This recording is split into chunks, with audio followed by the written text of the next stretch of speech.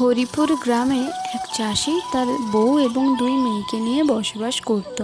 চাষির দুঃখ এই ছিল যে প্রথম স্ত্রী মারা যাওয়ার পরে দ্বিতীয় স্ত্রীকে বিয়ে করেছিল তার প্রথম কন্যা সন্তানকে দেখাশোনা করার জন্য, কিন্তু ফল উল্টো হলো। ভগবান, তোমার তো চমৎকারের শেষ নেই। আমার মা মরা মেয়েটাকে তুমি দেখো ভগবান, তুমি দেখো। আমার চম্পা মা মুখ ফুটে কিচ্ছু বলে না, কিন্তু আমি জানি ও মনে মনে কতটা কষ্ট পায়, আমি জানি। দেখুন বেহেনজি, আমি আপনাকে দেখব আর আপনি আমাকে দেখবেন, এটাই হলো আমার ওয়াদা। আপনি কিচ্ছু চিন্তা করবেন না প্রধান মশাই, আমি যখন কথা দিয়েছি তখন চম্পার বিয়ে আপনার সাথেই হবে। আপনি আসলে কি বলুন তো বেহেনজি, বাড়িতে একটা ছোট বাচ্চা না থাকলে না বাড়ির সৌন্দর্যই আসে না। আপনি তো বোঝেন সব কিছু, তাই না? হ্যাঁ হ্যাঁ, ঘরে একটা ছোট্ট বাচ্চা না থাকলে কি আর ঘরের শোভা পায়? আমি আপনাকে আজকে টাকাটা দিয়ে দিচ্ছি, আপনি শুধু দেখবেন আমার চম্পা যেন আমার হয়। আসছে সোমবার আমার ছোট মেয়েকে দেখতে আসছে শহর থেকে। ওর বিয়ে হয়ে গেলে আমি আপনার সাথে আমার বড় মেয়ে চম্পার বিয়ে দিয়ে দেব। এদিকে চম্পা সারাদিন তার বড় দিদির ওপর হাই হুকুম করতে থাকে। এত বেলা হয়ে গেল তাও এখনো চা পেলাম না। রোজ রোজ এত দেরি করে চা দিলে আমার কি ঘুমটা ভাঙে? এদিকে ছোট বোনের কথা শুনে চম্পা তো প্রায় দৌড় দিয়ে চা নিয়ে তার সামনে হাজির হয়।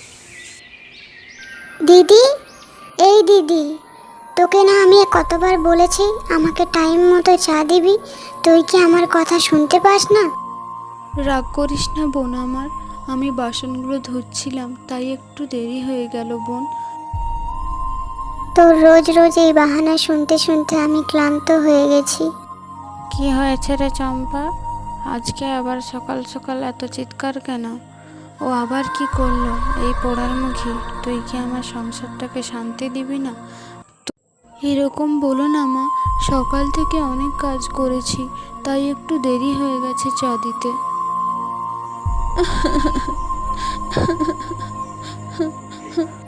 তুই কি ভেবেছিস তুই এইভাবে কান্নাকাটি করলে আমি তোকে ছেড়ে দেব? কি কখনোই যে তুই আমার কপালে এসে জুটেছিলি ভগবানই জানে। মনের দুঃখে চম্পা বাড়ি ছেড়ে বনে চলে যায়। সে ভাবতে থাকে তার মা কেন তাকে সঙ্গে নিয়ে গেল না। সে এই টর্চার আর সহ্য করতে পারে না। ছোট বোনের কাছ থেকে আর সে দিনের পর দিন কথা শুনতে পারে না। মা, তুমি কেন আমাকে নিয়ে গেলে না মা? এই মেয়ে, তুমি কাঁদছো কেন? কি হয়েছে তোমার? তুমি কে আর কেনই বা আমাকে ডাকছো? আমি তো একজন দৈত্য, এই বনেই আমি থাকি। দৈত্য?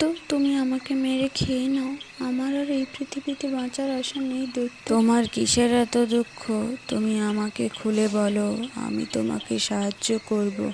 বলো কন্যা। আহা, কাঁদো কেন? আমায় বলো কি হয়েছে। এরপর চম্পা দৈত্যকে সব কথা খুলে বলে। তার সাথে প্রতিদিন কি হয়, তার সৎ মা ও বোন তার সাথে কি ব্যবহার করে, সব কথাই চম্পা দৈত্যকে বলে।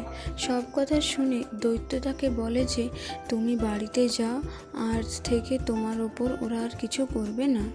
এই কথাটা শুনে চম্পা মনের আনন্দে বাড়ি চলে যায়। সে ভাবতে থাকে যে আজ থেকে হয়তো সত্যি তার সাথে কোনো মিরাক্কেল ঘটবে।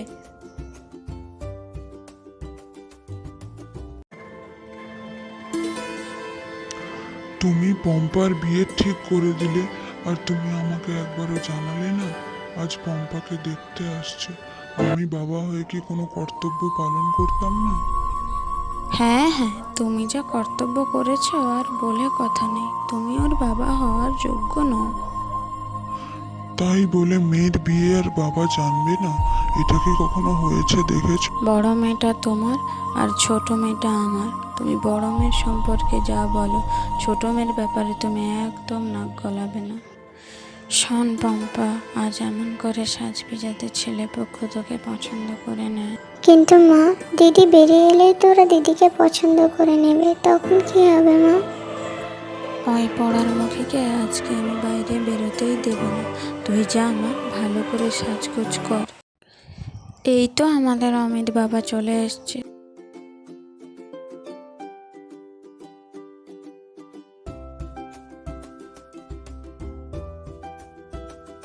এই তো অমিত বাবা চলে এসেছে। তা বাড়ি চিনতে কোনো অসুবিধা হয়নি তো বাবা?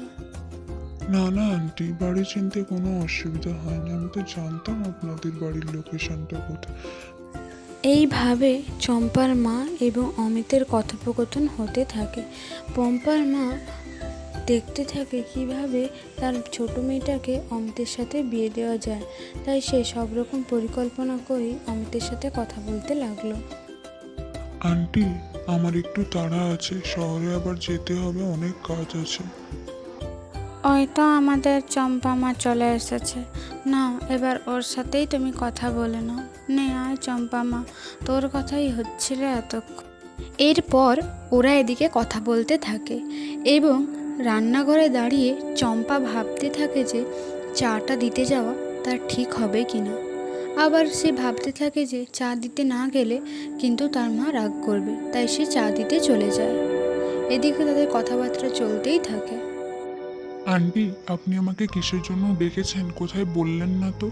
আসলে আমার রাতে ট্রেন ধরতে হবে তো, তাই তুমি কি বলবে যদি একটু। ঠিক সেই সময় চম্পা চা নিয়ে ঘরে প্রবেশ করে এবং অসিত এক দৃষ্টিতে তার দিকে তাকিয়ে থাকে এবং বলতে লাগলো যে, তুমি তো পম্পার দিদি চম্পা, তাই না? আমি যদি খুব ভুল না করি। হ্যাঁ, আমি ওর দিদি চম্পা। এই নিন আপনার চাটা নিন। এই পোড়ার মুখী, তোকে আমি এখানে চা আনতে বলেছি? তোকে বলেছিলাম না বাড়ি থেকে বেরোবি না, তুই তাও এখানে চলে এলি। অসিতের সামনে অপদস্থ হয়ে বেচারি চম্পা কান্নাকাটি করতে থাকে এবং বলতে থাকে যে, আমি ইচ্ছে করে আসিনি মা। কি গো মা, তোমাকে বলেছিলাম না আমি, ও ঠিক সামনে চলে আসবে। কেন আপনারা এরকম কথা কেন বলছেন?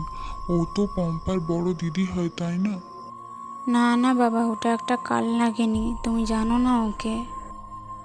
এদিকে ঘটে আরেক বিপত্তি। মোড়লের কানে কথাটা চলে গেল যে অসিত পম্পাকে নয় চম্পাকে পছন্দ করেছে। তাই সে ছুটে যায় চম্পার বাড়িতে, কারণ চম্পার সৎ মা তাকে কথা দিয়েছিল যে তার সাথে বিয়ে দেবে। তাই জন্য সে ছুটে যায় তাকে এই কৈফিয়তটা জানতে।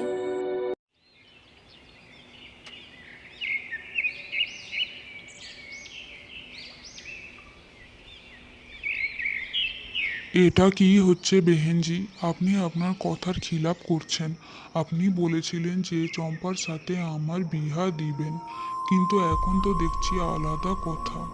আরে না না মোড়ল মশাই, আপনার কোথাও ভুল হচ্ছে। আমি আপনার সাথেই চম্পার বিয়ে দেব। কথাটা যেন আপনার মনে থাকে, নইলে কিন্তু আমি গ্রামে এটা বলে দেব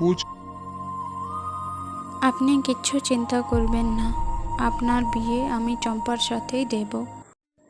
এমনই একদিন রাতের বেলায় অসিত চম্পাকে দেখা করার জন্য জোর করলো এবং চম্পাও জানতে পারলো যে ও যদি এখানে থাকে তাহলে ওর সৎমা কিন্তু ওর সাথে বিয়ে দিয়ে দেবে ওই মোড়লের।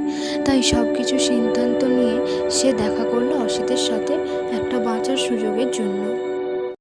বলুন আমাকে কেন এখানে ডেকেছেন এত রাতের বেলায়? দেখো চম্পা, আমি তোমাকে অনেক পছন্দ করি, তোমায় ভালোবাসি, তোমায় আমি বিয়ে করতে চাই। তুমি কি আমার সাথে যেতে রাজি হবে বলো তো? তারপর চম্পা রাজি হয়ে যায় এবং তারা দুজনে বিয়ে করে খুব সুখে শান্তিতে দিন কাটাতে থাকে। যদি আপনাদের এই ভিডিওটি ভালো লেগে থাকে তাহলে একটা লাইক করবেন, সাবস্ক্রাইব করবেন এবং বেল আইকনটা প্রেস করে দেবেন।